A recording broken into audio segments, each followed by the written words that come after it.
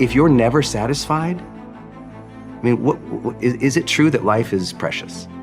If it's true that life is precious, and you could be gone tomorrow, do you really want to think, you know what, I just never felt fulfilled?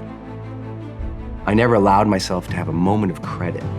I never allowed myself to have a moment of peace. I never allowed myself to look at that and say, good job. That's not the way to live life. I think just at a spiritual level, it's a bad move. And this book doesn't really go into a lot of that. It's more about the science and the heart stuff. But I think it's really important that people realize your job is to strive satisfied. And if you strive satisfied more often, you will be more of a high performer. And if you never give yourself credit, you're always beating up on yourself, you're always thinking that's not perfect enough, then what's gonna happen? Dissatisfied people burn out and they quit more often than satisfied strivers. So take joy in the moment, engage with what you're doing, allow credit and satisfaction and joy to come in. You can always be improving. Of course. But be improving joyfully. Yes. And if you're improving joyfully, then you're learning, you feel curious, you feel engaged, the joy is there, you'll get more confident because you're like, I'm gonna learn through this anyway, this is gonna be great. Because you know this thing is all over social media right now, like, grind, work, whatever. And I'm like, it's popular and I see why that happens and I see why it's catchy. It's just not scientifically valid.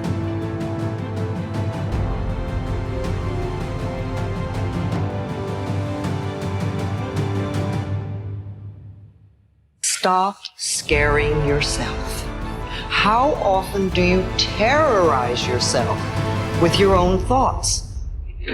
You get into absolute terror, and it's only coming from your thoughts. Nobody out there is doing a thing. Sometimes it's an old family pattern, sometimes we get new things.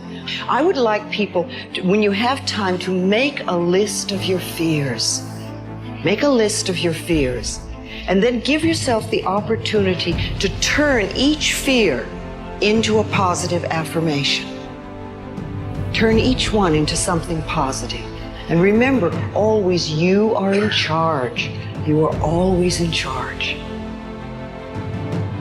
See, one idle thought doesn't make a whole lot of difference.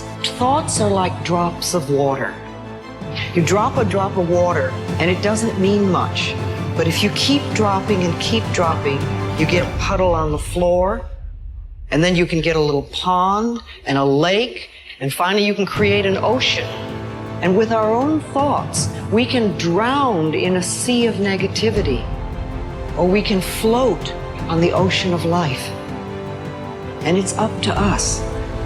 The thoughts we think accumulate.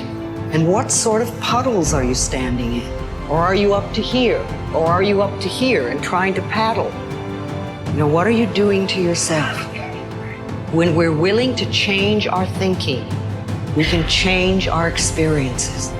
And it doesn't matter if you've got a big puddle of negative thoughts. You know, you can move over here and create a puddle of marvelous positive thoughts. You can make changes, always. So you want to turn those fear thoughts into positive affirmations. Let them work for you.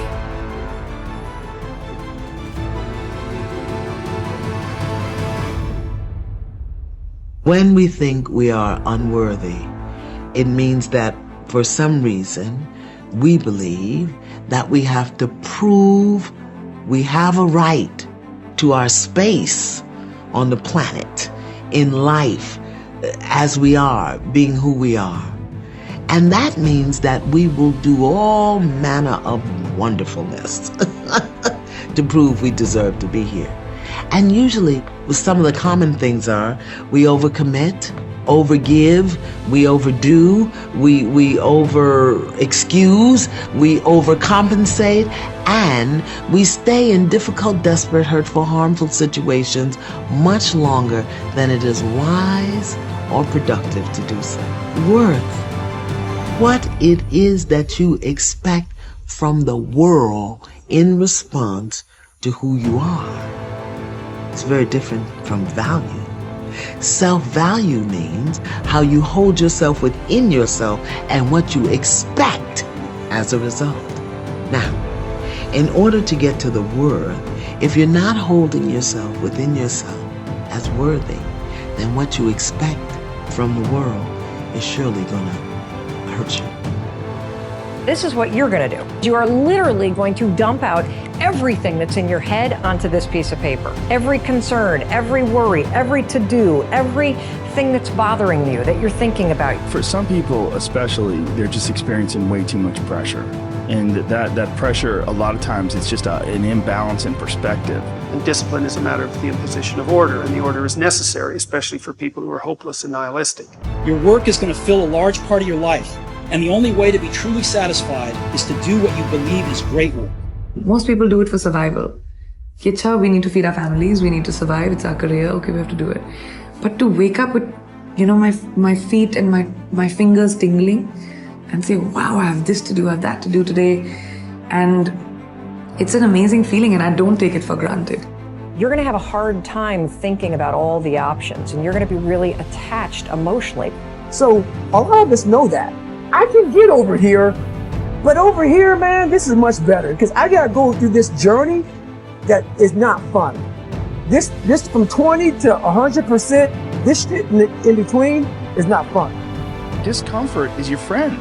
It really is. Like discomfort and not being happy and content with certain situations in life, or certain feelings in life, they're massive motivators, and they're amazing at facilitating change. Everything else is secondary.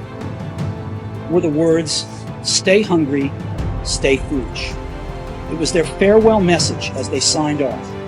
Stay hungry, stay foolish. And I have always wished that of myself. Well, it is scary. I will always say that, especially business, because it's a very scary place to be in. It changes, it goes ups and downs, it has so many ups and downs. To be successful, you have to be able to walk away from a deal. You have to. If you want it bad enough, then people are going to give it to you at buttons, If you think it sucks when it's bad, you have losing pessimistic DNA. And if you think it's awesome and phenomenal, you have optimistic winning DNA. And I believe that to be true. And so, that's where we're at. That's why people gotta understand what is in us. We have no idea until we start trying hard. Is it as enjoyable as it can be? And we all know that there's a spectrum for that enjoyability. Like we've all had times in our life where it's not been so great. And then times in our life where everything came together, like, what a fucking great day, woo! Like, make more of those. And the discipline part, you don't hear a lot about. That's the things people do when nobody else sees. That's when you win.